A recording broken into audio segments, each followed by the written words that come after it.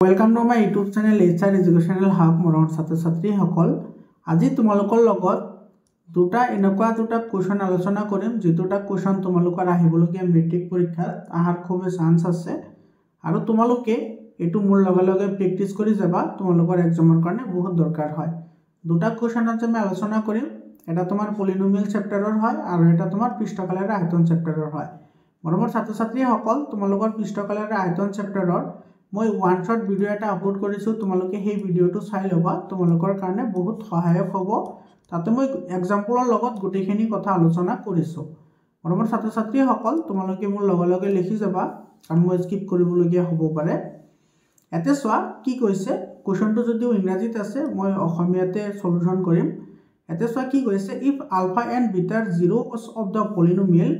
x² plus bx plus c then show that alpha by beta is a zero of the polynomial cx² minus b² minus 2c into x plus c এটো আমি দেখব লাগে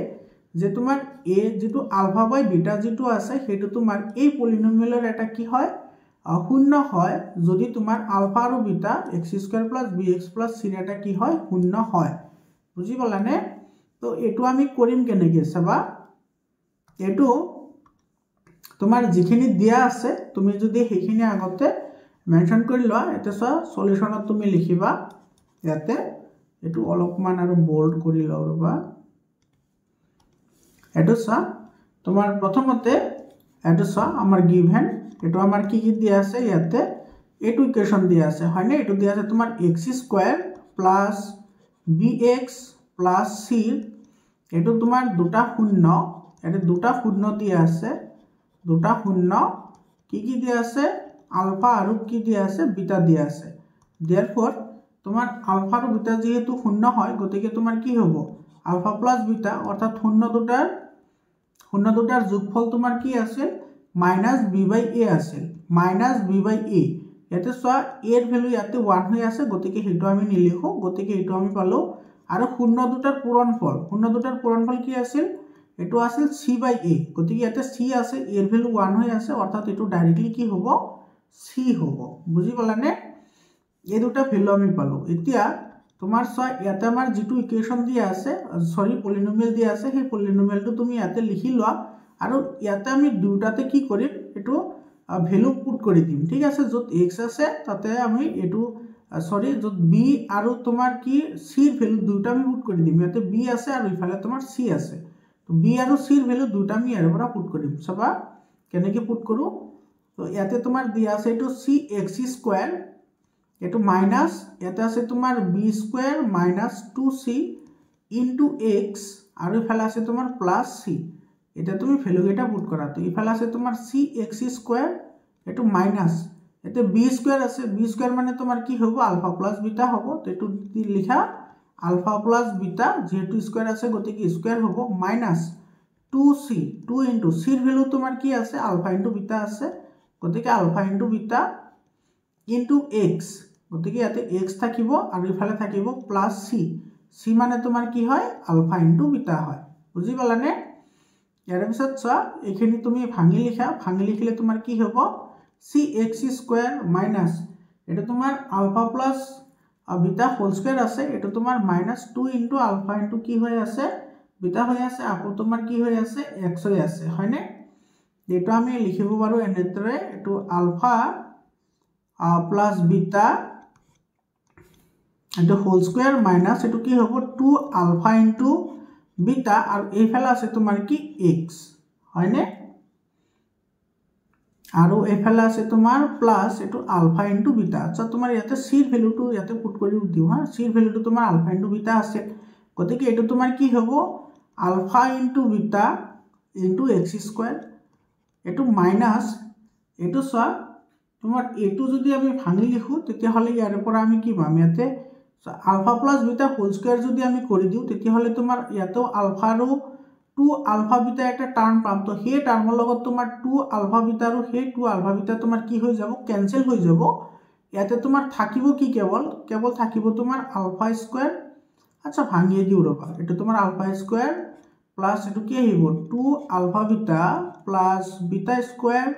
minus 2 alpha into beta ইফালে আহিব তোমাৰ x plus alpha into beta বুজি পালানে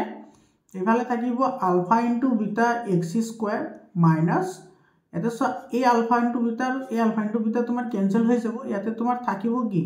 এটা থাকিব আলফা স্কয়াৰ প্লাস এটো থাকিব বিটা স্কয়াৰ হয়নে আৰু এইফালে থাকিব x প্লাস ইফালে থাকিব আলফা ইনটু বিটা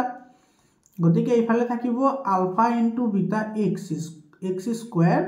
ইয়াতে তোমাৰ মাইনাস এটো ভাঙি দিলে তোমাৰ এটো কি হ'ব এটো হ'ব তোমাৰ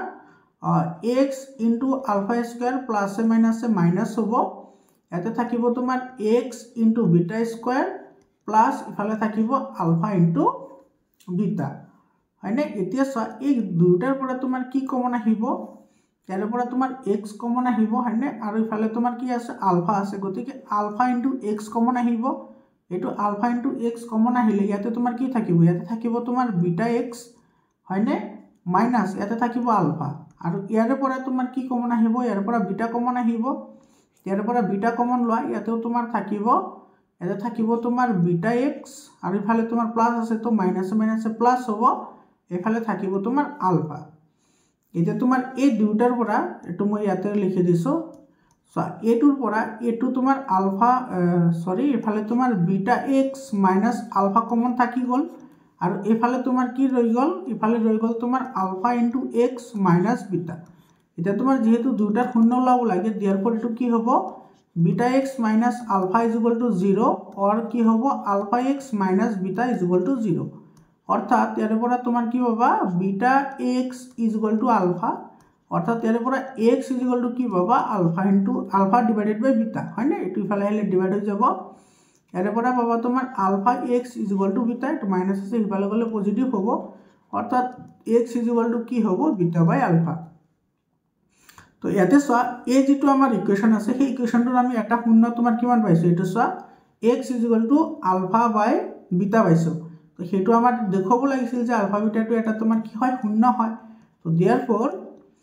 এটো যেটো ইকুৱেশন আছে সেই ইকুৱেশনটো এই যেটো পলিনোমিয়েল আছে সেই পলিনোমিয়েলটো ইকুৱেশনটো নহয় সৰি তো এটো তোমাৰ এনেকৈ লিখিবা তো x is equal to alpha by beta এটো তোমাৰ বহুপদটোৰ এটা কি হয় শূন্য হয় এটো বহুপদটোৰ এটো এটা শূন্য হয় বুজি পালানে তো এটো আমাৰ হৈ গল এটো কিন্তু তোমাৰ 3 মাৰ্কৰ কোৱেশ্চন হয় তো তোমালোকে এবাৰ প্ৰেক্টিস কৰি লোৱা ঠিক আছে ইয়াৰ পিছৰ কোৱেশ্চনটো চোৱা ইয়াৰ পিছৰ কোৱেশ্চনটো বহুত ইন্টাৰেস্টিং কোৱেশ্চন হয় এটো তোমাৰ কি কৈছে চাবা এটা পুতুলা একে ভূমি ব্যাসাৰ্ধৰ এটা অৰ্ধগোলকৰ ওপৰত থকা শংকুৰে গঠিত যদি শংকুটোৰ ভূমি ব্যাসাৰ্ধ 21 সেন্টিমিটাৰ আৰু ইয়াৰ আয়তন অৰ্ধগোলকৰ আয়তনৰ 2/3 অংশৰ সমান হয় তেন্তে শংকুটোৰ উচ্চতা আৰু পুতুলাটোৰ পৃষ্ঠকালি নিৰ্ণয় কৰা ইয়াতে চোৱা প্ৰথমতে তুমি ডায়াগ্ৰামটো আঁকিবলৈ চেষ্টা কৰা এটা ডায়াগ্ৰামটো তোমাৰ কি কৈছে এটা পুতুলা আছে যাৰ ভূমি ব্যাসাৰ্ধৰ এটা অৰ্ধগোলক আছে তো ইয়াতে তোমাৰ এটো ধৰি লোৱা এটো আমাৰ কি আছে অৰ্ধগোলক আছে এনেকুৱা এটা আমাৰ অৰ্ধগোলক ইয়াৰ ওপৰত এটা তোমাৰ কি আছে শংকু আকৃতি আছে এৰে যেটো ভূমি ব্যাসাৰ্ধ হেতু তোমাৰ সেম দি আছে ভূমি ব্যাসাৰ্ধ দি আছে তোমাৰ 21 সেন্টিমিটাৰ আৰু তুমি এনেকৈ টানিলে এটো হ'ব তোমাৰ হাইট হয়নে আৰু এটো হ'ব তোমাৰ স্ল্যান্ট হাইট অৰ্থাৎ এটো হ'ব নতি উচ্চতা হয়নে তো ইয়াতে তোমাৰ ভূমি ব্যাসাৰ্ধ দি আছে আৰু আয়তনৰ দি আছে তোমাৰ 2/3 অংশ গতিকে তুমি ইয়াৰে পৰা কি উলাব লাগিব h টো আগতে উলাই ল ঠিক আছে তো ইয়াতে চোৱা তোমাৰ দিয়া আছে কি তুমি হেখিনি আগতে লিখি লবা কাৰণ তোমাৰ স্টেপিং মাৰ্ক আছে যেহেতু ইয়াতে চোৱা শংকুৰ তুমি লিখিবা শংকুৰ ভূমি ব্যাসাৰ্ধ আৰু তোমাৰ যেটো অৰ্ধগোলক আছে হেতুৰ ভূমি ব্যাসাৰ্ধ সেম হয় গতিকে লিখিবা ইজ ইকুয়াল টু এটো অৰ্ধগোলকৰ ভূমি ব্যাসাৰ্ধ দুটা যেহেতু সেম হয় গতিকে এটো তুমি দুটা লিখিব পাৰিবা অৰ্ধগোলকৰ ভূমি ব্যাসাৰ্ধ এটো r ইজ ইকুয়াল টু দিয়া আছে 21 সেন্টিমিটাৰ বুজি পালানে এতে চোৱা এটো অ্যাকৰ্ডিং টু কোৱেশ্চন মতে তোমাৰ ইয়াৰে আয়তন অৰ্থাৎ তোমাৰ শংকুৰ আয়তন এটো শংকুৰ আয়তন কি আছিল 1/3 পাই r স্কয়াৰ h এটো অৰ্ধগোলকৰ আয়তনৰ সমান হয় অৰ্ধগোলকৰ আয়তন কি আছিল অৰ্ধগোলকৰ আয়তন আছে 2/3 পাই r কিউব আৰু এইটোৰ তোমাৰ কি বুলি কৈছে চোৱা 2/3 গুণ গতিকে এইটো কি হ'ব 2/3 হ'ব বুজি পালানে এতিয়া তোমাৰ চোৱা ইয়াৰ পৰা তোমাৰ এইটো পাই আৰু পাইটো তোমাৰ কেনসেল হৈ যাব ইয়াতে তোমাৰ r স্কয়াৰৰ পৰা এইটো তোমাৰ কেনসেল হৈ যাব ইয়াতে এটা ৰৈ যাব এফালে তোমাৰ কি ৰৈ গল ইয়াতে ৰৈ গল তোমাৰ h/3 এফালে ৰৈ গল আৰু এফালে ৰৈ গল তোমাৰ কিমান এফালে ৰল তোমাৰ 4/33 এটো 9 হ'ব আৰু এফালে তোমাৰ r2 ৰৈ গল হয়নে গতিকে এটো তোমাৰ আৰু যদি ক্ৰস মাল্টিপ্লিকেশন কৰা ক্ৰস মাল্টিপ্লিকেশন কৰলে কি পাবা h = এটো হ'ব তোমাৰ 3 * 4 * r r ৰ ভ্যালু হৈছে কিমান r ৰ ভ্যালু হৈছে 21 ডিভাইডেড বাই এটো তলত আহিলে এটো তোমাৰ কি হৈ যাব 9 হৈ যাব হয়নে তো এটোৰে 3 ৰে এটো কাটিলে যাব 3 বাৰ এটোৰে এটো যাব তোমাৰ 7 বাৰ হয়নে গতিকে ইয়াৰ পৰা তুমি h কিমান পাবা h টু পাবা তোমাৰ ইফালে 4 আৰু 7 4 7 * 28 এটো 28 সেন্টিমিটার এটো পালে আমি h কি পালো h অর্থাৎ উচ্চতা এটো আমি পালো 28 সেন্টিমিটার হয়নে এটা সবা তার পিছৰখিনি মই এখিনি মুছি দিছো তাৰ পিছৰখিনি আমি কি কৰিম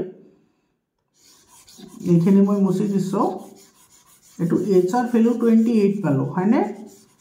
এতিয়া সোয়া ইয়াৰ আমাৰ নতি উচ্চতা লাগিব কাৰণ তোমাৰ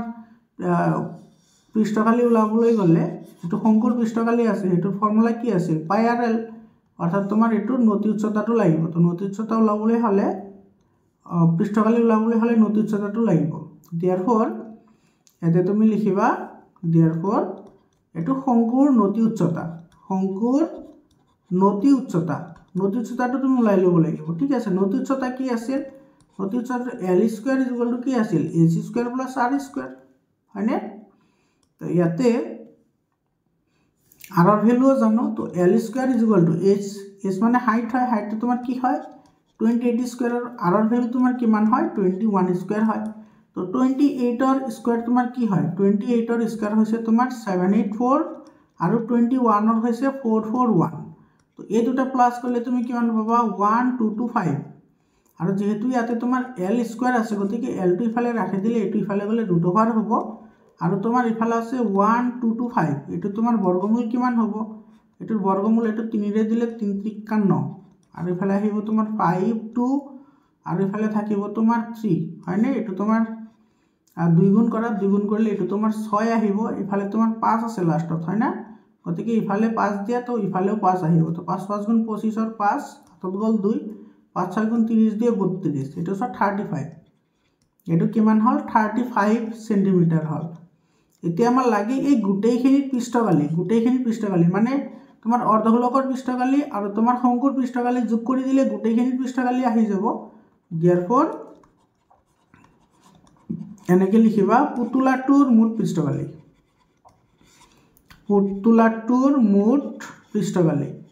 পুতুলাৰ তোমাৰ মুঠ পৃষ্ঠকালি কিমান হ'ব এটো হ'ব তোমাৰ এটো পাই r l অৰ্থাৎ সংকুৰ পৃষ্ঠকালি লগতে অৰ্ধগোলকৰ পৃষ্ঠকালি ফৰ্মুলা হৈছে 2 পাই r² বুজি পালানে এতিয়া মই ওপৰৰখিনি মুছি দিছো এইখিনি মই মুছি দিছো এইখিনি তোমাৰ মুছি দিছো মই তোমাৰ এইখিনি ক্যালকুলেশন কৰিলে এনসাৰটো আহি যাব আৰামছে তোমালোকৰ প্ৰিপাৰেচন কেনেকুৱা চলি আছে তোমালোকে কমেন্ট কৰি জনাবাচোন বাৰু এতিয়া এইখিনি ক্যালকুলেশন কৰিলে আমাৰ এনসাৰ আহি যাব এটো সোয়া এটো ভ্যালু পুট কৰা এতে তোমাৰ পাই rl পাইৰ ভ্যালু তোমাৰ ইয়াতে পাই কমন আহিব না তো পাই কমন আহিব লগতে r ও কমন আহিব পাই r কমন আহিল ইয়াতে তোমাৰ থাকিব কি এটো থাকিব তোমাৰ l প্লাস ইয়াতে থাকিব তোমাৰ 2r ইয়াতে থাকি যাব গতিকে ইয়াতে পাইৰ ভ্যালু হৈছে 22/7 r ৰ ভ্যালু হৈছে 21 l ৰ ভ্যালু আমি এইমাত্ৰ পালো 28 প্লাস 2 * r ৰ ভ্যালু হৈছে 21 তো 21 ক তুমি 2 ৰে মাল্টিপ্লাই কৰিলে কিমান হ'ব 42 হ'ব হয়নে তো এটো 7 ৰে এটো যাব তোমাৰ 3 টাইমস অৰ্থাৎ ইফালে ৰল তোমাৰ 22 * 3 মানে এটো হ'ব তোমাৰ 66 * আৰু এই দুটা প্লাস কৰিলে কিমান হ'ব 2 8 10 0 1 গল এটো 6 7 70 হয়নে এতে মাল্টিপ্লাই কৰা তো 7 6 গুণ 42 ৰ 2 হাতত গল 4 7 6 গুণ 42 আৰু তোমাৰ 4 আচ্ছা এফালে তোমাৰ এটো কিমান হ'ব এটো তোমাৰ l plus 2 আর l এর ভ্যালু কিমান আছিল l এর ভ্যালু l 35 আছিল না এটো তোমার মিস্টেক হৈ গল এফালে l এর ভ্যালু 35 হয় 28 নহয় 35 হ'ব 35 হলে এটো তোমার কিমান আহিব এটো আহিব 77 হলে মাল্টিপ্লাই কৰিলে তোমাৰ ইয়াতে কিমান আহিব এটো আহিব তোমাৰ 77 আৰু 66 এটা 7 গুণ 42 ৰ 2 হাতত গল 4 7 গুণ 42 আৰু তোমাৰ 4 46 আৰু ইফালে আহিব 7 গুণ 42 ৰ 2 হাতত গল 4 7 গুণ 42 46 এটো আহিব তোমাৰ 2805 এটো 5082 আৰু এটা আহিব তোমাৰ স্কয়াৰ সেন্টিমিটাৰ এইটো হৈছে আমাৰ आंसर বুজি পালানে তো এইটোটা কোশ্চন তোমালোকে প্ৰ্যাকটিস কৰা তোমালোকৰ কাৰণে অলপমান ই হৈ যাব তোমালোকৰ ছাত্ৰ ছাত্ৰী সকল